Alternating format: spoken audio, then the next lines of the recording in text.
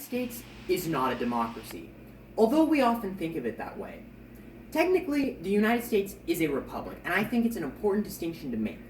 You see, our founding fathers wanted to put the power of the government in the hands of the people, but at the same time they wanted to protect against a tyranny of the majority. As the old saying goes, a democracy is two wolves and a lamb voting on what to have for lunch. However, a republic is a heavily armed lamb contesting the vote. The Electoral College is integral to the foundation of our republic and was set up in Article 2, Section 1, Clause 3 of our Constitution. Before, the 12th Amendment kept this article intact but changed some of the procedure. Before the 12th Amendment, electors in the Electoral College met and cast two votes. The candidate who received the most votes would become the president, and the runner-up would become the vice president.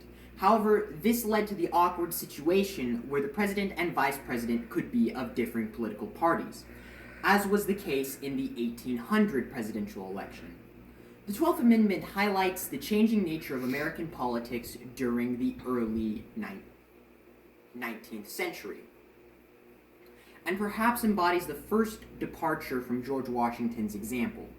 As George Washington warned, political parties may now and then answer popular ends. They are likely, during the course of time and things, to become potent engines by which cunning, ambitious, and unprincipled men will be enabled to subvert the power of the people and usurp for themselves the reins of government, destroying afterwards the very engines which have lifted them to unjust dominion. The 12th Amendment still allowed electors to cast two votes. However, one vote would be expressly for the president and one for the vice president. However, this was met with some concerns. Instead of electors asking of the vice presidential candidate, is he capable or is he honest, the questions would instead be, as suggested by Delaware Senator Samuel White, can he, by his name, by his connections, by his local situation, by his wealth, by his influence, or by his intrigues, best promote the election of a presidential candidate?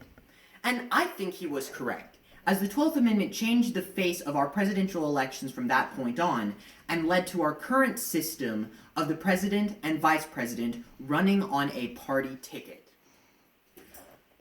This amendment, which cemented the place of political parties in our government, did not change our republic into a democracy or eliminate the Founding Fathers' intent. However, there are those today who are currently working to remove the Electoral College and destroy this foundation of our republic.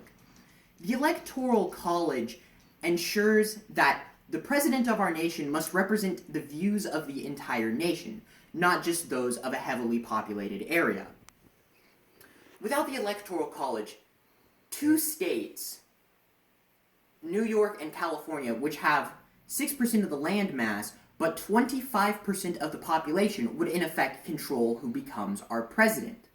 The Electoral College ensures that presidential candidates must campaign across the nation and hear the voices of all voters, not just those with homogeneous interests in their small area.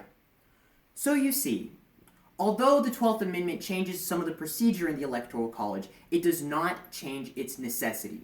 It preserves our Founding Fathers' intent, a republic, by all the people, for all the people. Thank you.